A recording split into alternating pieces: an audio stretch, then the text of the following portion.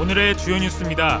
장전마을과 낭산 폐석산, 완궁 축산단지 등 익산하면 떠오르는 대표적인 환경 문제들로 보건과 치유 사업이 본격화되고 있습니다. 이를 계기로 익산시를 환경 교육도시로 육성하자는 목소리가 커지고 있습니다. 이를 위해서는 환경 기초교육센터와 전담 조직 구성이 필요하다는 지적입니다. 군산 수제 맥주 생산량이 크게 늘어 가격이 20% 인하됐습니다. 이는 보리 생산단지가 2년 사이 8배 이상 확대되고 양조 시설을 늘렸기 때문입니다. 군산시는 수제 맥주가 안착하면서 올 하반기 군산 청주 출시를 위해 상품화에 속도를 내고 있습니다. 시청자 여러분 안녕하십니까? 4월 22일 화요일 종합 뉴스입니다. 장점마을과 낭산 폐석산, 완궁 축산단지, 익산하면 떠오르는 대표적인 환경 문제입니다. 지금은 환경보건과 치유 활동이 활발한데요. 이참에 익산시를 환경교육도시로 육성하자는 목소리가 커지고 있습니다. 그러려면 환경기초교육센터와 전담조직 구성이 무엇보다 필요하다는 지적입니다. 최정호 기자입니다. 도의회 농업환경복지위원회와 좋은정치 시민넷이 마련한 환경교육도시 조성토론회가 익산에서 열렸습니다. 환경교육도시는 지난 2022년에 도입된 것으로 현재까지 전국 19곳이 진행됐습니다. 정부는 관련법에 따라 환경교육 활성화를 위한 시설 확충과 프로그램 운영 등의 다양한 지원을 하게 됩니다. 지자체는 3년간 정부 지원이 집중돼 환경교육 관련 인프라를 체계적으로 구축할 수 있게 됩니다. 환경교육을 하는데 가장 중요한 여러 가지 정책들이 있습니다. 환경교육 도시라고 하는 정책은 환경교육 전체 정책의 꽃이다 이렇게 생각합니다. 익산이 지닌 대표적인 환경 문제는 장전마을과 완궁 축산단지, 낭산 폐석산을 꼽을 수 있습니다. 지금은 환경 보건 등이 활발하게 진행되고 있는 상황. 때문에 보건과 치유의 아이콘으로 환경의 중요성을 일깨울 수 있고 실질적인 생태교육도 가능하다는 잠재력을 지니고 있습니다. 우리 익산시 같은 경우는 그런 모든 어떤 스토리가 있는 그런 어떤 곳이기도 하죠. 완궁의 문제, 또 장전마을의 문제, 낭산 폐석산의 문제 이런 것들이 현실적으로 그대로 자리하고 있는 그런 곳이기도 하기 때문에 익산시가 환경교육도시가 되려면 적극적인 준비가 필요하다는 지적이 나왔습니다. 전북자치도는 상위 단계인 정부 지정에 앞서 지난해부터 환경교육도시를 선정하고 있습니다. 익산시는 정읍과의 경쟁에서 밀렸습니다. 환경기초교육센터와 전담조직이 없었기 때문입니다. 앞으로 익산시가 기초환경교육센터를 빨리 지정하고 그에 맞게끔 학교교육이나 사회교육을 실시할 수 있는 강사도 양성하고 환경교육을 좀 다양하게 이루어질 수 있도록 그런 걸 준비하는 게 앞으로의 익산시 과제라고 할 수 있습니다. 도내에는 아직까지 단 한 곳도 없는 환경부의 법정 환경교육도시. 익산시가 환경 아픔을 딛고 치유와 보건으로 나아가면서 산 교육장으로서의 역할론도 커지고 있습니다. KCN 추정입니다. 해양수산부가 군산항의 점화력 개선을 늘려달라는 요구를 외면한 것으로 알려졌습니다. 해수부는 점화력 개선에 증선 없이 운영하겠다는 내용을 담은 적정예선 수급 계획을 최근 공고했습니다. 이에 따라 군산항의 적정예선 척수는 오는 2028년까지 기존대로 고마력 4척과 중마력 1척, 저마력 1척 등 6척만 운영할 예정입니다. 군산항의 입항 척수 4,006척 가운데 1,000톤에서 10,000톤 미만의 선박은 40%에 달하지만 2년 전 해양환경공단이 저마력 개선 1척을 감선하면서 항만인들이 증선을 요구해 왔습니다. 군산시의회와 주민들이 새만금과 신서산 송전선로 건설 사업에 대해 반발하고 나섰습니다. 한전은 제10차 전력수급 기본계획에 따라 서해안 전력공급 개통보강과 신재생에너지 공급망 확충을 위해 새만금과 신서산 송전선로 건설 사업을 추진합니다. 이 사업은 오는 2031년까지 345kV 2회선 송전선로를 설치하는 것으로 1,000억 원의 예산이 투입될 전망입니다. 하지만 군산시의회가 지난 2월 반대 결의안을 채택한 데 이어 주민들이 최근 열린 설명회에서 반대 입장을 전달한 것으로 알려졌습니다. 군산시가 공공배달앱 배달의 명수를 소비자 중심 서비스로 전면 개편합니다. 군산시는 최근 앱을 사용하는 점주들과 2차례의 간담회를 열고 소상공인과 소비자가 만족하는 배달앱의 개선 방향에 대해 논의했습니다. 점주들은 소상공인 지원뿐 아니라 이용자 중심의 개편이 시급하다고 지적했습니다. 시는 지난 16일부터 배달의 명수 앱 등을 통해 소비자와 소상공인을 상대로 만족도와 불편 사항을 조사하고 있으며 결과는 정책 방향 설정에 활용할 예정입니다. 군산시가 정부 부처를 방문해 내년도 국가 예산 확보에 나섰습니다. 김영민 군산시 부시장은 행안부, 해수부 등 정부 부처를 방문해 7개 사업에 대한 예산 반영을 요청했습니다. 주요 사업은 새만금 에너지 자립 산업단지 조성, 계야도 국가어항 개발, 조촌지구 풍수의 생활권 정비, 미룡 계야도지구 개선 정비 사업, 김산업 진흥구역 지정, 전략작물 산업 다각화 등입니다. 익산 지역 파크 골프장이 유료화될 예정입니다. 익산시에 따르면 이 같은 내용을 담은 체육진흥 시설관리 운영조례 개정안을 시의회에 제출했습니다. 또 도시관리공단에 파크 골프장을 위탁하게 됩니다. 익산에는 만경강 일대와 용안면 등 2곳에 파크 골프장이 조성돼 있으며 그동안 무료로 운영됐습니다. 전북도가 새만금 잼버리 대회 때 쓰인 400억 원대 운영본부 건물을 교육청에 넘기는 방안을 검토하고 있습니다.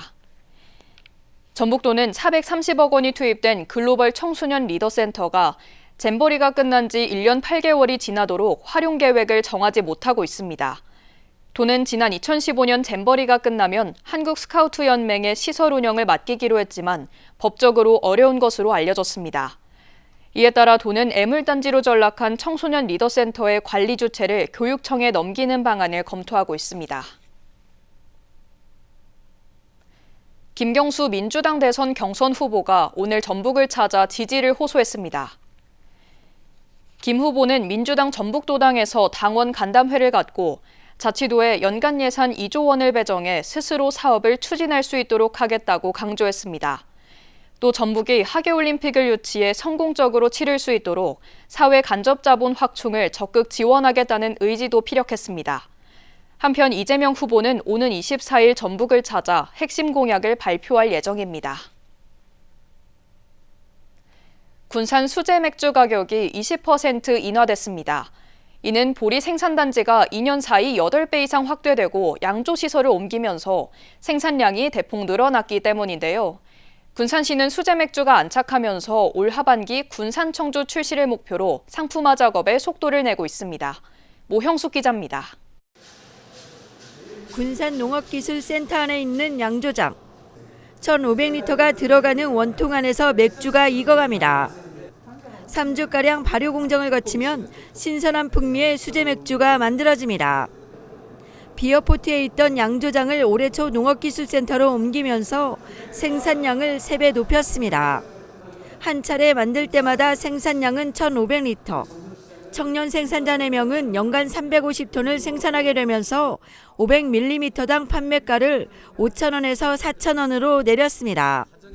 이는 보리 생산단지가 2년 사이 8배 이상 증가하면서 맥주 생산량이 크게 늘었기 때문입니다. 일괄적으로 다 이전을 했고 확대를 했습니다. 규모를 키웠죠, 더. 그래서 생산할 수 있는 양이 늘어났죠. 늘어나다 보면 업체들이 그 시간을 절약할 수가 있잖아요. 순환도 빨리 할 수 있는 부분이 있기 때문에 가격을 내릴 수 있는 부분들이 있죠. 메가 가공용 보리 재배단지는 지난해 157헥타르, 513톤에서 올해 207헥타르, 1,035톤으로 증가했습니다. 농가 수도 지난 2023년 13농가에서 올해 87농가로 6배 이상 늘었습니다. 군산시는 수제맥주에 이어 청주시장에도 뛰어들었습니다. 지난 3월 수제맥주 양조장에 연간 48,000리터를 생산할 수 있는 시설을 갖추고 제조 공정을 시험 연구 중입니다. 다음 달부터 석 달 동안 전문 인력을 양성하면 하반기에는 군산 청주를 공식 출시할 예정입니다. 맥주에서 청주까지 2가지를 지금 하려고 하고 있는 부분들이 있는데요. 향후에 그 청주를 만들 수 있는 청년이라든가 관심 있는 사람들에 대해서 교육을 할 예정으로 있고요. 하반기부터 출시를 하려는. 수제 맥주에 이어 청주까지 출시를 앞둔 군산. 주류 산업의 거점으로 거듭날 수 있을지 주목됩니다. KCN 모영숙입니다.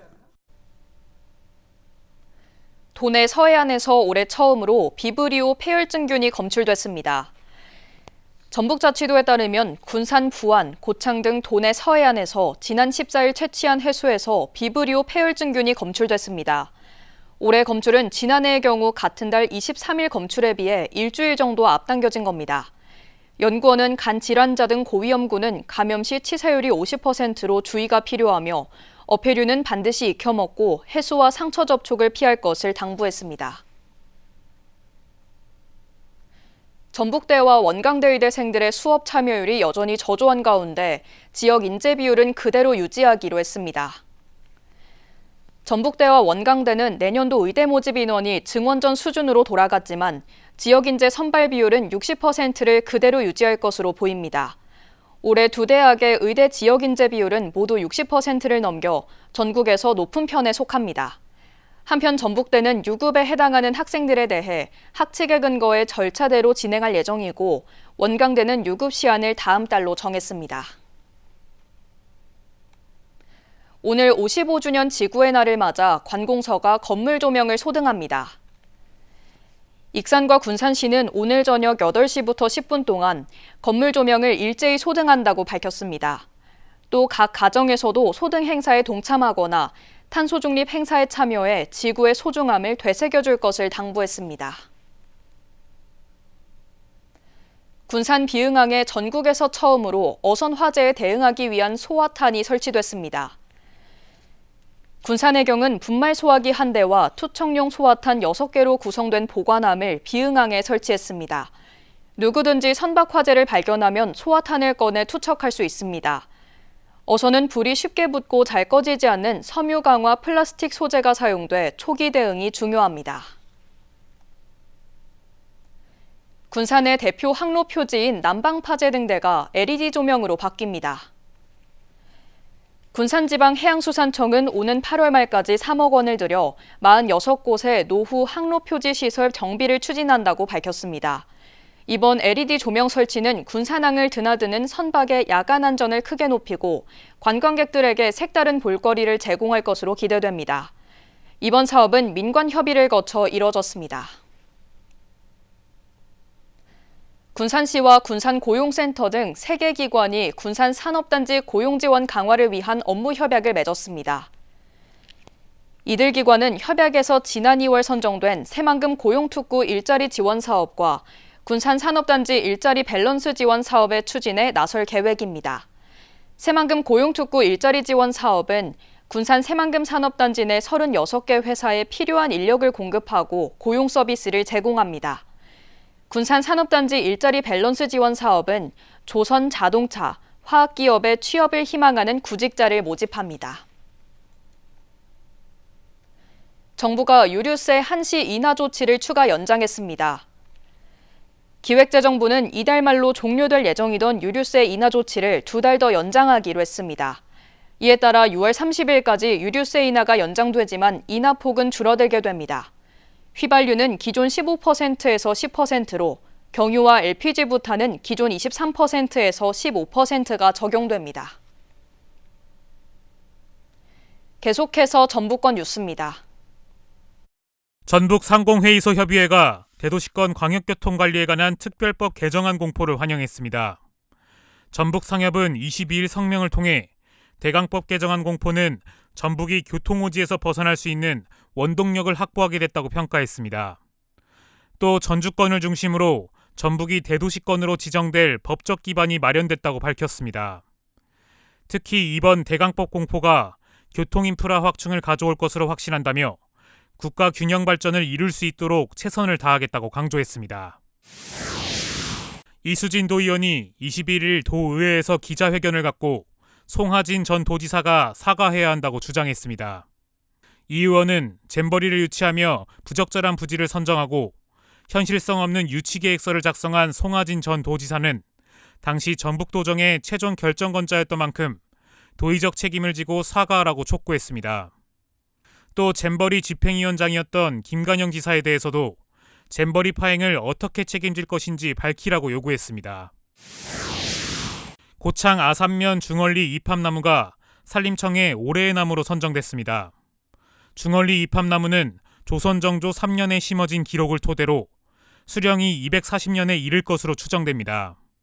나무 높이는 24m, 둘레는 2.7m에 이르며 가지가 자연 그대로 고루 퍼진 모습을 유지하고 있어 생물학적 보존 가치가 매우 우수하다는 평가를 받고 있습니다. 고창군은 녹색 자금 2,500만 원을 지원받아 안내판 설치와 생육 환경 개선, 주변 경관 정비 등을 추진할 계획입니다. 지금까지 전북권 뉴스 금우빈입니다. 전북자치도의 전북청년 생생 아이디어 지원 사업에 2곳이 선정됐습니다. 군산시에 따르면 전북도가 선정한 8개 시군의 12개 사업 가운데 군산 창업 런케이션과 군산 청년 야시장이 포함됐습니다. 두 단체는 2년 동안 연간 최대 4,750만 원을 각각 지원받게 됩니다. 군산 창업 런케이션은 청년 창업 교육과 지역 관광을 연계한 사업을 벌이고 군산 청년 야시장은 청년과 문화가 공존하는 곰가명 야시장 행사를 열게 됩니다. 군산시가 국립완주문화유산연구소와 문화유산 조사 연구를 위한 업무 협약을 지난 21일 체결했습니다. 시는 연구소와 지역의 다양한 유적에 대해 조사 연구와 관련 사업 개발, 학술 행정 지원 등을 벌이기로 했습니다. 군산시는 도서 해안 인근 80여 개의 폐총 유적과 마음문화권 30여 곳의 생활매정 유적이 분포돼 있습니다.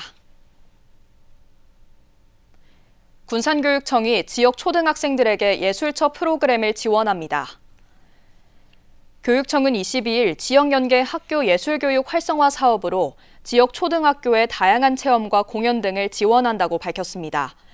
프로그램은 공연 관람과 체험형 미술 수업 등 군산 지역 예술 전문기관과 예술인을 학교 현장에 배치해 문화예술을 접할 수 있도록 합니다.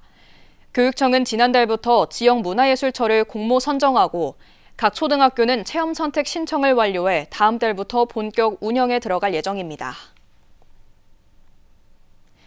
익산시에 새로운 시책을 발굴할 2030 정책기획단이 오늘 출범했습니다.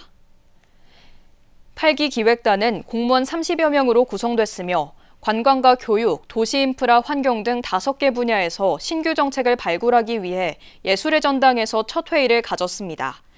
앞으로 팀별 회의와 전문가 컨설팅 등을 거쳐 발굴된 정책을 구체화하고 실현 가능성을 높여나가게 됩니다. 성지 해움길 다이로움 익산 여행이 다음 달부터 시작됩니다. 익산시에 따르면 이번 여행은 다음 달부터 6월까지 모두 4차례 운영되며 참가자들은 원불교 총부 미륵사지, 두동교회 나바위 성당 등 익산의 4대 종교 성지를 방문하게 됩니다. 희망자는 오는 28일부터 다음 달 9일까지 익산시 통합예약 시스템을 통해 신청하면 됩니다. 김대영 군산시 청원경찰이 22일 군산경찰서장 표창을 받았습니다. 군산시에 따르면 김 청원경찰은 지난 10일 구암동 행정복지센터를 흉기를 가진 채 방문한 민원인을 경장지구대에 신고해 불미스러운 사태를 방지하는 데 결정적인 역할을 했습니다. 이 사례는 지난 8일 공포된 공공장소 흉기 소지 위반 혐의가 전북에서 처음으로 적용된 사례입니다. 다음은 우리 동네 소식입니다.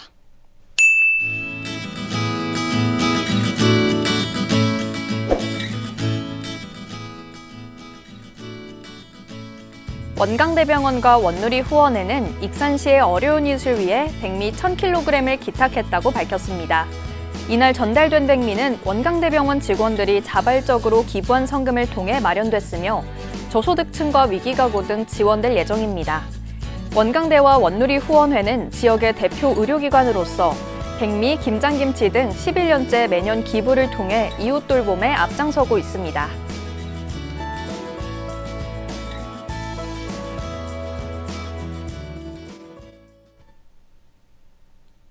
이어서 내일의 날씨입니다.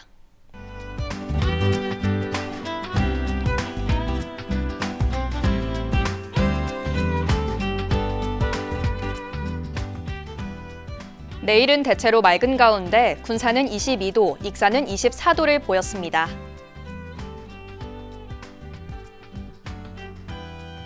도내는 13도에서 25도로 평년보다 기온이 높겠습니다.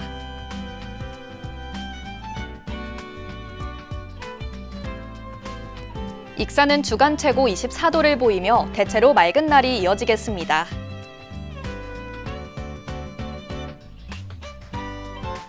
군산은 주간 최고 22도를 보이며 바다의 물결은 최고 3.5m로 다소 높게 일겠습니다. 날씨였습니다.